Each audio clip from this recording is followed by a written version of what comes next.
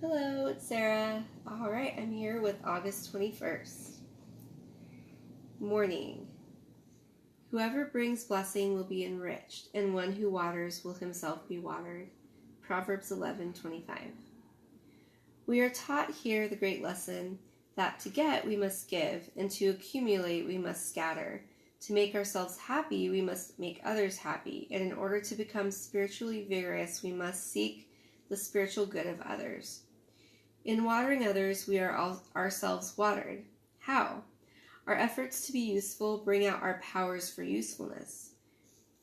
We have latent talents and unused gifts that become apparent by exercise.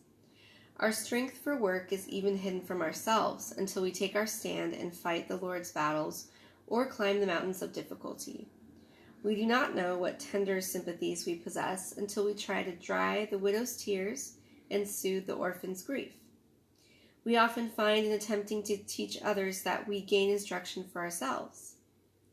What gracious lessons some of us have learned in visiting the sick. We went to teach the scriptures and we came away blushing our knowledge of them was so poor. In our conversation with humble saints, we're taught the way of God more perfectly for ourselves and get a deeper insight into divine truth. So, watering others makes us humble. We discover how much grace there is where we had not looked for it, and how much the humble saint may outstrip us in knowledge.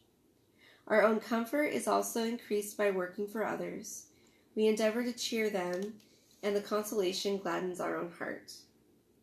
Consider the two men in the snow. One massaged the other's limbs to keep him from dying, and in doing so, actually kept his own blood circulating and saved his own life. Remember the poor widow who supplied the prophet's needs from her own meager resources, and from that day she never experienced need again? Give, and it will be given to you. Good measure, pressed down, shaken together, and running over. It's a really good one to remember. Evening. I did not say to the offspring of Jacob, seek me in vain. Isaiah 45:19. We can gain a great deal of comfort by considering what God has not said. What he has said is full of comfort and delight, but what he has not said is scarcely less rich in consolation. It was what God had not said that preserved the kingdom of Israel in the days of Jeroboam, the son of Joash. For the Lord had not said that he would blot out the name of Israel from under heaven. 2 Kings 14:27. In our text, we have an assurance that God will answer prayer, because he did not say to the offspring of Jacob, seek me in vain. Those of you who are prone to self-condemnation should remember that let your doubts and fears say what they will, if God has not cut you off from mercy, there's no need for despair. Even the voice of conscience carries little weight if it's not seconded by the voice of God. We should tremble at what God has said. But do not allow your rambling thoughts to overwhelm you with despondency and sinful despair. Many timid persons have been vexed by the suspicion there may have been something in God's decree that shuts them out from hope. But we have here a complete rebuttal of that troublesome fear. For no true seeker can be decreed to wrath.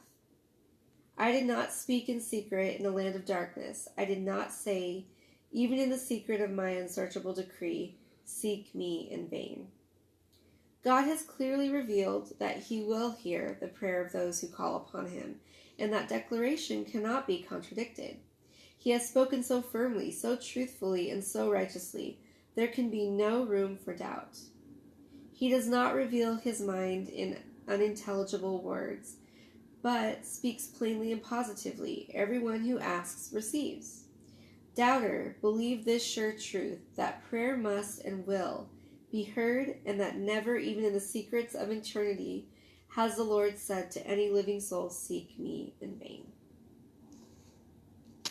All right, that's today. If you have any thoughts about today's devotions, go ahead and leave it in the comments below, and I look forward to speaking with you tomorrow on August 22nd. Goodbye.